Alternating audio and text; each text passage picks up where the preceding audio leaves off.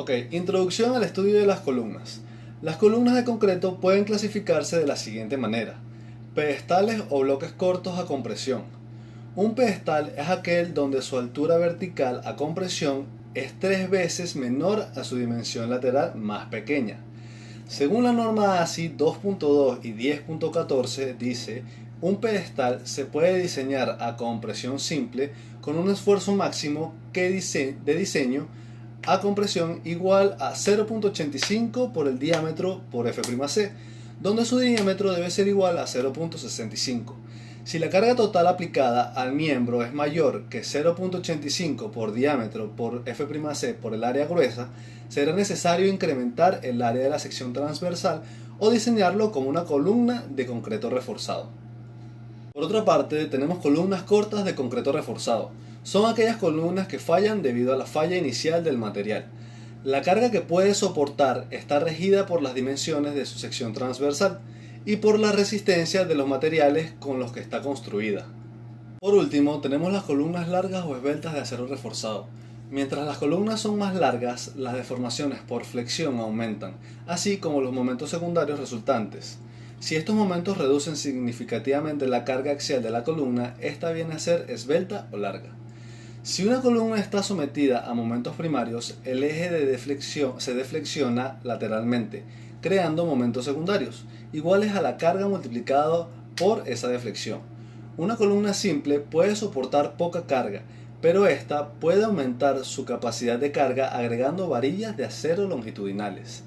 La resistencia puede aumentarse considerablemente si se añaden restricciones laterales a las varillas. Bajo compresión, las columnas tienden a acortarse longitudinalmente y a expandirse lateralmente, debido al efecto de Poisson. Por otra parte, añadiendo ligaduras separadas estrechamente o espirales helicoidales enrollados, su capacidad de carga también puede aumentar considerablemente. Ahora bien, tenemos tipos de columnas. El primero es columnas con ligaduras. Son aquellos que tienen ligaduras cerradas, las cuales aumentan la resistencia de la columna, ya que impiden que las varillas de acero longitudinal se desplacen durante la construcción. De segundo, tenemos las columnas sulchadas o con espiral.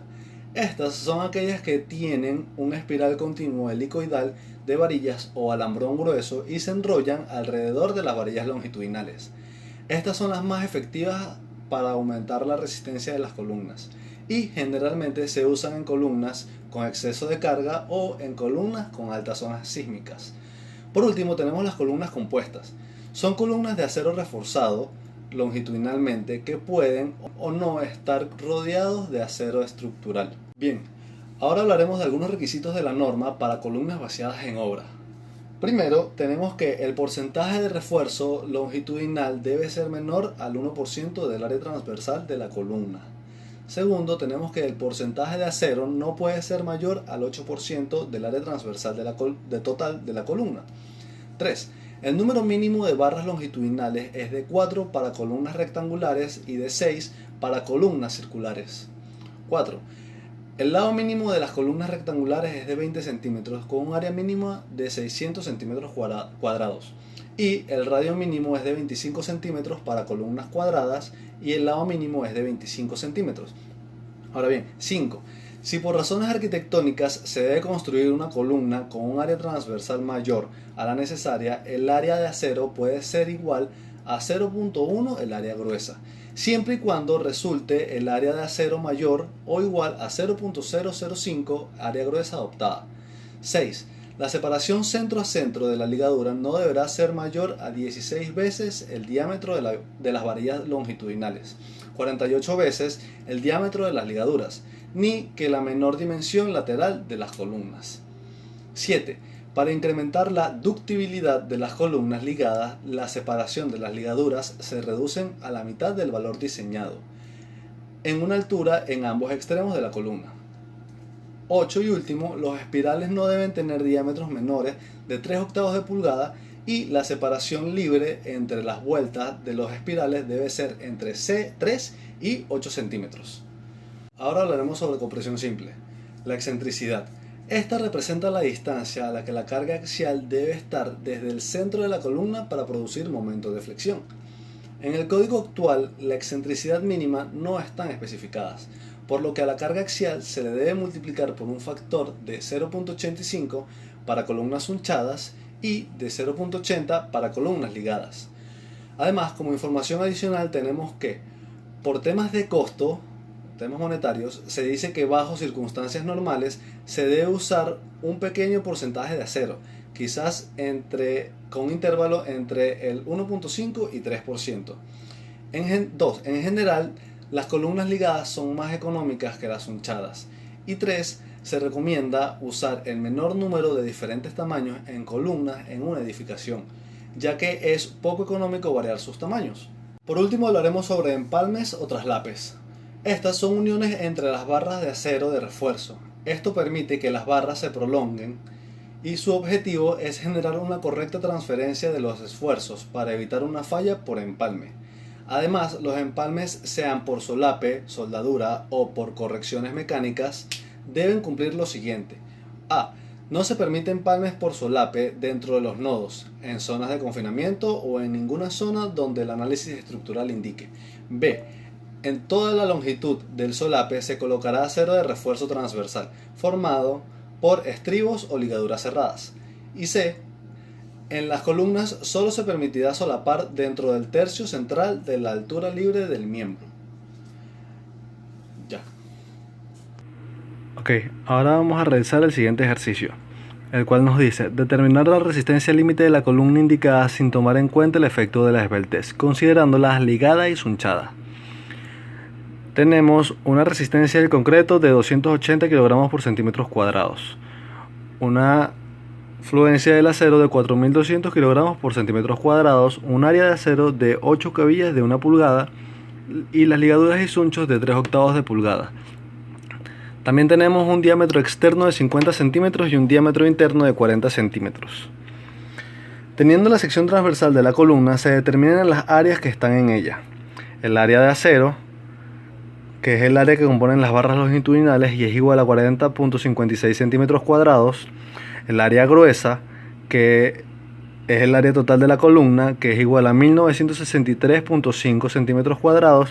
Y el área interna, que es para los sunchos, que es igual a 1256.64 centímetros cuadrados.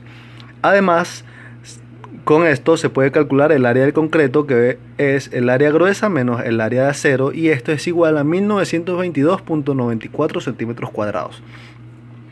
Con ella se determinan las cargas máximas y si se usan ligaduras y si se usan sunchos, con un factor de modificación de 0.65 para ligaduras, para calcular una carga axial máxima que va a ser igual a 0.80 por el factor de modificación por 0.85 por F'C por el área de concreto más Fy por el área de acero, y eso nos da 326.57 toneladas.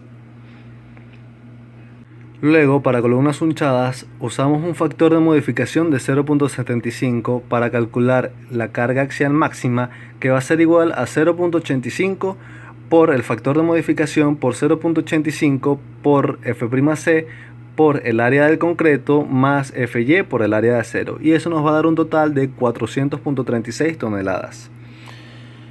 Luego se debe determinar la separación que deben tener el esfuerzo transversal en la columna dada en la norma, y debe ser el menor de estos tres valores. 1. Debe ser 16 veces el diámetro de la barra longitudinal. 2. 48 veces el diámetro del esfuerzo transversal. Y 3. La dimensión menor de la columna. Y se debe tomar el valor menor, en este caso será 40 centímetros. Pero como la columna está dividida en zonas de confinamiento, que son los dos pedazos más cercanos a donde termina la columna, y zona central, que es el espacio que no cumple esta condición, por ende, en la zona de confinamiento la separación entre el esfuerzo debe ser la mitad, que es en este caso 20 centímetros. Por último, para el diseño del suncho se debe calcular una separación máxima que será menor o igual a el diámetro del suncho entre 6, y este valor se tomará como valor máximo. En este caso la separación nos dio 6 centímetros, en donde ρ' debe ser igual a 4 entre el diámetro interno por el área del acero entre la separación calculada. Y esto va a ser igual a 0.118 o 1.18%, lo que debe ser mayor a 0.45 por el área gruesa entre el área interna menos 1, y esto multiplicado por F'C entre Fy, que va a ser igual a 1.69%. Esta restricción debe ser cumplida. Si no se cumple, como es el caso, se debe disminuir arbitrariamente la separación calculada hasta cumplir con la restricción. En este caso, se usó una separación de 4 centímetros, en donde el ρ' va a ser igual a 1.78%, que en este caso es mayor que 1.69%. Y ya.